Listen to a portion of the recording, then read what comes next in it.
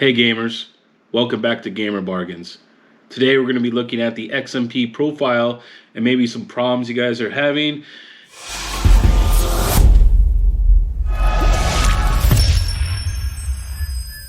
Problems that you guys are having. Now, there could be, a numerous amounts of problems you guys will be having. Blue screens of death, could be crashing to the desktop while you're gaming, could be not posting, and then it recycles until it'll post it back to 2400 megahertz. There's all kinds of other different little things that could be happening with your system.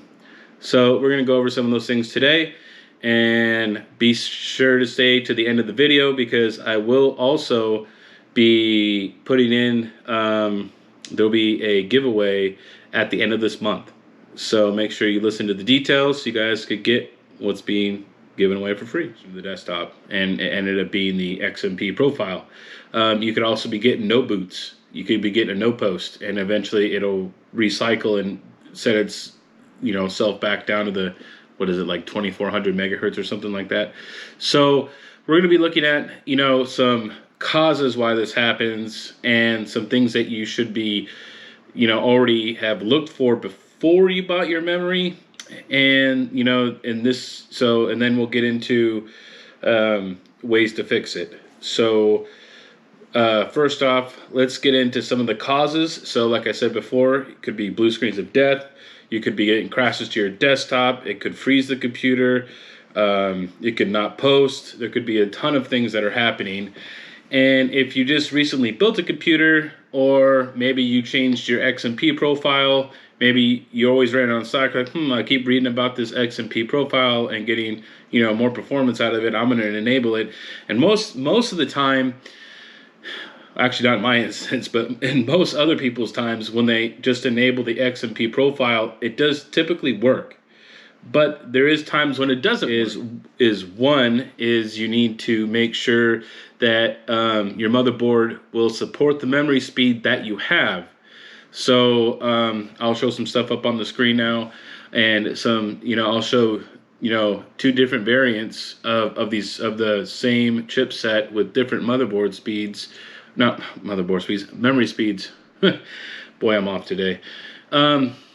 So you want to pay attention to what memory speeds are supported on your motherboard. This is something else that you need to consider when buying your motherboard. So I did do a video recently on motherboards. I'll leave that in the card right up here, and you guys can check that out if you guys want a little more info on motherboard education. So you need to worry about speed. You also there's also a detailed list, if you go to the manufacturer's website, of the actual memory modules that are actually supported by each manufacturer and their speeds that they're rated for. So if you really want to just dive in there and make sure that, hey, this particular model number will work with my motherboard, that will give you the best results. It does require a little more work on your part as far as research, but it will pay off in the end. The next thing that you're going to want to make sure is let's say you just recently upgraded your memory, right? And let's say you bought from the same company, but maybe you had a 3200 megahertz kit before, and now you have a 3000 one, and it seems like your system's just a little, like it's a touch slower.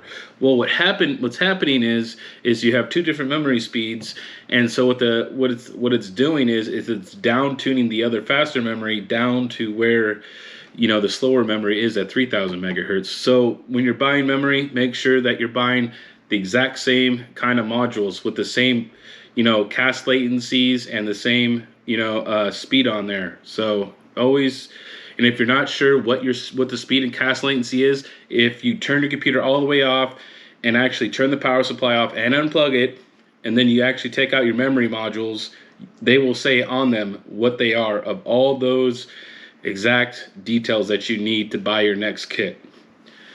So let's get into a few ways. So I'm going to shut down my computer now, and I'm going to restart it, and we're going to get in the BIOS, because this is where you're going to have to fix it. And this is not, all BIOSes are different, so yours may be a little different than mine. This is a Z590 gigabyte Aorus Ultra.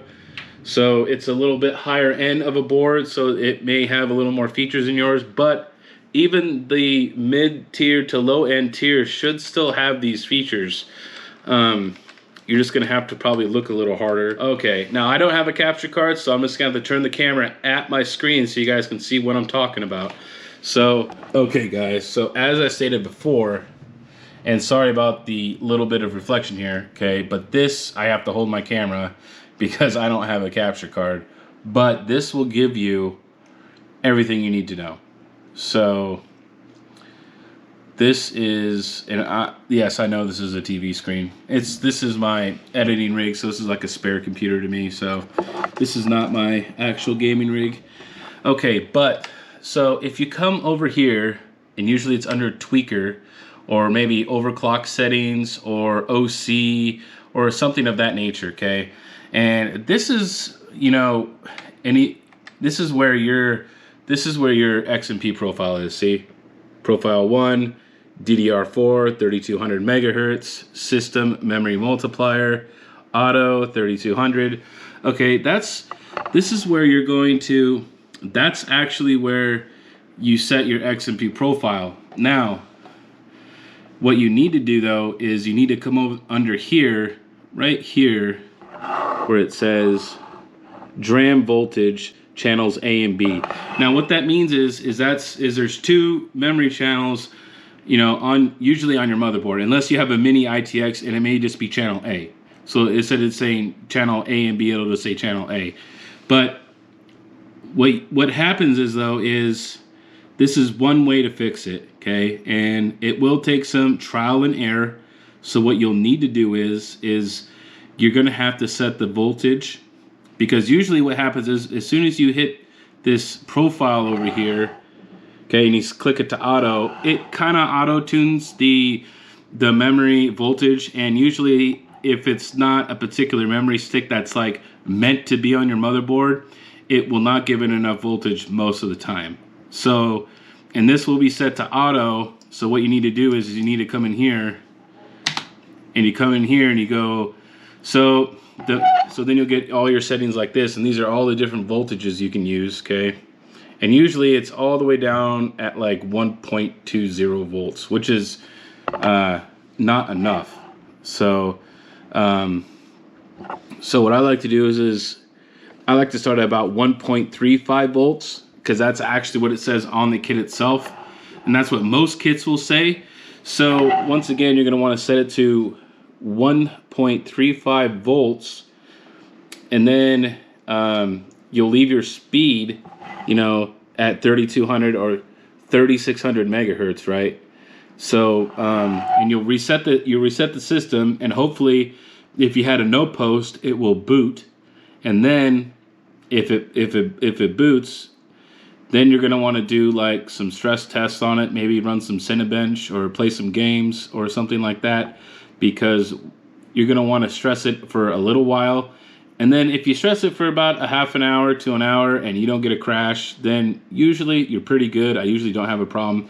But let's just say you ran Cinebench and it crashed out, right? And you're still having some problems, okay? The next step you could do is you come back in here. Okay, I'll use my keyboard then. You go up here and you go all the way up. And this is the highest voltage that I'll go on memory. I mean, some people might do more, but I don't. I'll go up to 1.4 volts. Okay, and that's pretty much like my top end as far as memory voltage. So then I would do the same test again and run it for a little while. And if it came back and it was fine, then you would stop here, right? And then your system's fine, right? Because what I would do then is let's say it was good at 1.4, right? I would come back into the BIOS and I would change it from 1.4 to 1.39, right? And then I would run that for a couple of days, you know, see if it was good. If it stayed stable, I'd take it down to 1.38. And you already know it's not good at 1.35, but I would tick it down until it got to 1.36. Because the name of the game with computer parts is the more voltage it has, the more, you know, power it has, the more heat it outputs, which degrades the part faster. So you really when it comes to this stuff, you want it to perform as best as possible at the lowest voltage setting. So that's what you would do in that situation. Now, I did build a particular Ryzen system not that long ago, and I did have 3200 megahertz memory, but it would not run at 3200 megahertz. I even went as high as 1.42 volts, and it would not stay stable.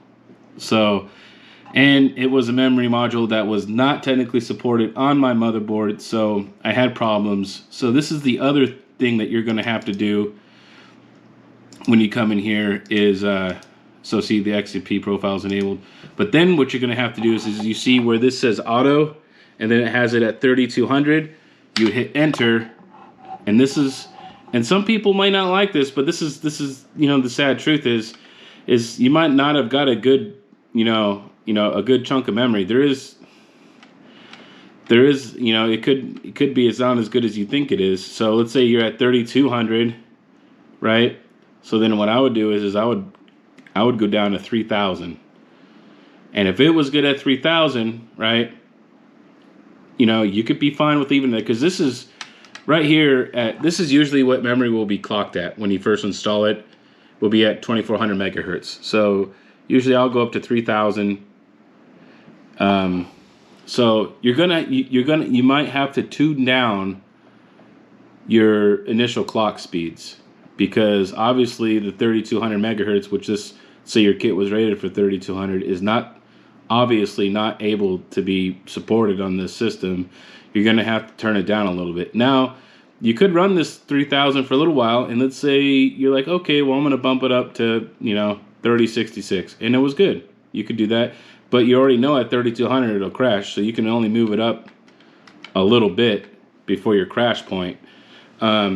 So when it comes to fixing your XMP profile, you are going to have to do some manual settings in your overclocks, because that's just the way it is. Because if you don't, you're leaving performance on the table, and that's not something that you want to do, right? So just remember all the checkpoints that we hit today. You want to go to your manufacturer's website. You want to make sure that the memory speed is supported on the motherboard. You want to make sure the modules are supported usually in their detailed specifications list. And then after that, you will come in here and you will change once again, your DRAM voltage for channels A and B. So that is the setting that you're going to want to change. And then, like I said, once you bump it up to 1.35, that's fine. I usually run mine all the time there. I've never had any. All right, guys. So I hope you found this video informative. I will try to work on getting a capture card so I don't have to sit there and turn my camera at this. I hope this kind of helps some of the issues that you guys were having maybe with your XMP profiles not working. You are going to have to do some what people call overclocking, because you're playing with voltages. But these are safe voltages. They won't degrade your parts as long as you don't go above the 1.4. And like I said, if you did, you just slowly tick it down until it's not stable anymore. So if you built a new computer, I have here 120 gigabyte SATA SSD that you guys could win. So to win, you have to be subscribed, as well as you need to like and then go to my previous video and then comment the exact time on the video where I bring up the secret tip that's somewhere in that video, and I won't tell you where. So, and then you have to tell me what the tip is about. So go check out that motherboard video and let me know where the secret tip is and what it is about.